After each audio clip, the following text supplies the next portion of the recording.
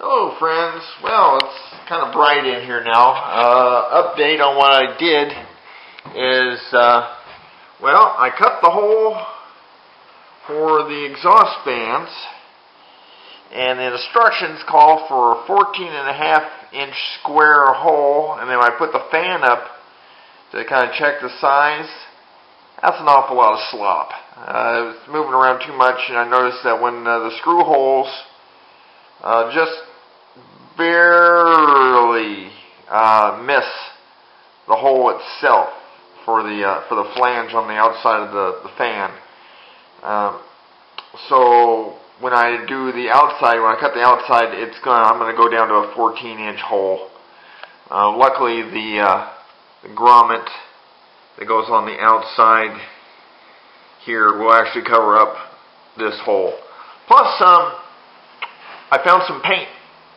In my shed, so I went ahead and painted the ceiling white. That's why it makes it much brighter in here. And I also cut that second hole that I mentioned in a previous video, and also I cut this one at 14.5 as well. And like I said, there was just a little bit too much slop for my liking. So when I cut it, I'll be drilling some holes here at the corners, and I'm going to try to place those holes 14 inches apart, and then I'll mark my lines up above, and then cut that hole up there 14 inches. So that's my plan. Just gonna do this one today. This one down here, as you can see, it had lights. Whoops, let me grab some different lights there. They don't have screws in them. Pardon the interruption. It had lights in here like this. So that was going to be an issue. Actually, it was more like that. Anyway. That was going to be an issue, so I removed the lights. But what I'm thinking about doing is, when I get the new lights, is putting them in kind of like that on each side of the fan. That way the garnish, I won't have a problem there at all. And I'll have to fill in this little area with some sheet metal, which I have right down there for when I cut the holes, and then do some Bondo up in there and make it all nice and pretty. As you can see, my cutting wasn't all that good on the first cut. The second one was much better. So that's what I'm going to do. Now I am going to attach a video, if I can find it off of YouTube, to this, to show you how to install the exhaust fan from the outside. They can do a whole lot better of instruction than I can, so I'm going to try to attach it, link it to this, and make it all nice and pretty for you. Alright, well, next thing you'll see is probably me on the top side of the bus getting ready to cut. So, see you in a minute. Okay, well, here we are. As you can see, let's get you in the sun here.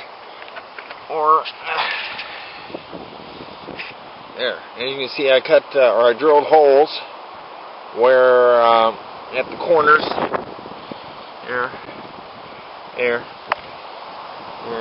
there, and then I marked a line at where I am going to cut. So, and I measured it from corner to corner, going this way and back this way, and it's pretty close. I'm a little bit off, but it's pretty close to square. So that's going to have to do. So now I'm going to get out the grinder and cut that out, and hopefully when I fit the single speed fan in here, that it'll fit properly. Alright.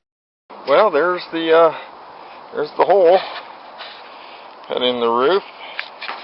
And it worked out pretty well. There's the vent we're going to put on it, so I'll take the vent and set it in the hole,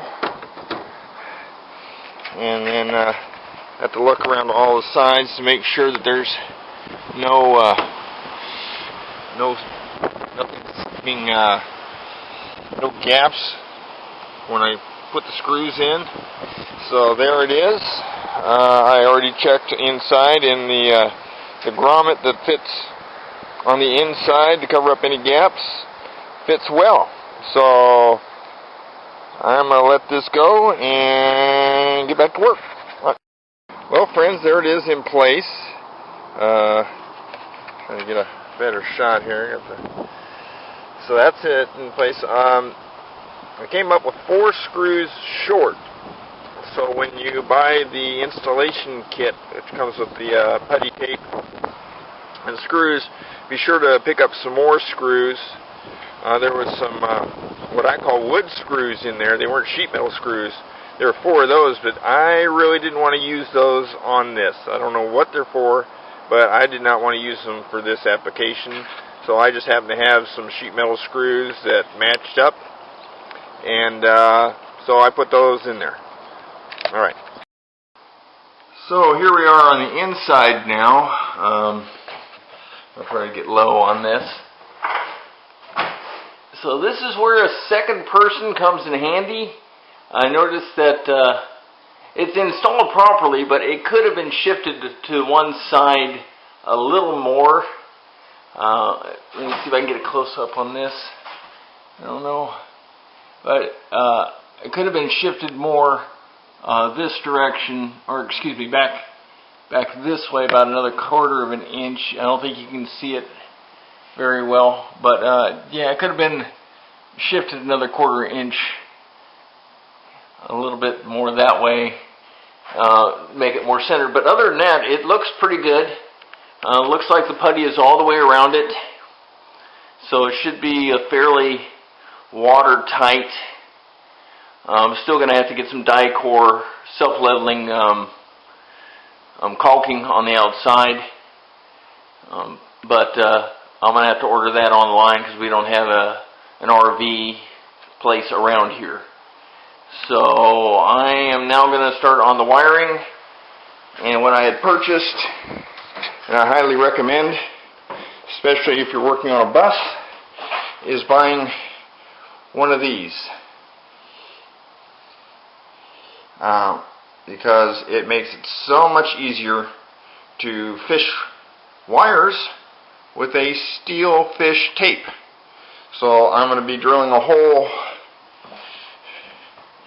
right about in here in this area, and then fishing the tape up to the vent. So I'm going to get at that, and I'll show you how it turns out.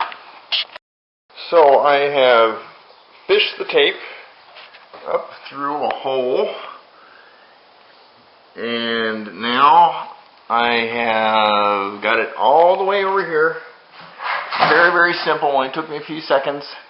And now I have attached the wire that I'm going to run through that. I have it, and I just used some electrical tape, and now I'm just going to pull it on through, and then it'll be good to go. A whole lot easier than trying to fish wire through there and try to get it to come out. That fish tape is so much nicer. Well, friends, here we go, and it is in place. So there we go. So now the time of testing. So let's check it out. Let's see, turn on a little switch, and look at that, it works. This is not the fan that we will be eventually mounting in here. We will be mounting in one that's much bigger, but in order to save money, we decided to go ahead and get this 14-inch vent, and then upgrade to the larger fan at a later date. The fan that we do have now, that will be in the back bedroom, back there, it's in this box right here. Hold on.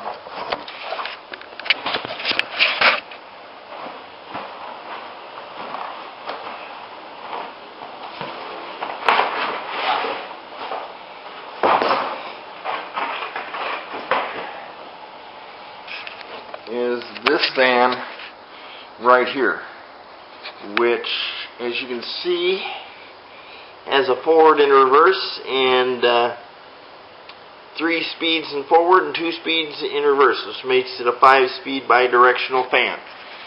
This is made by Vortex, and it is the same manufacturer that we will buy for the upgrade for the fan that I just put in. But it'll be a single speed, 1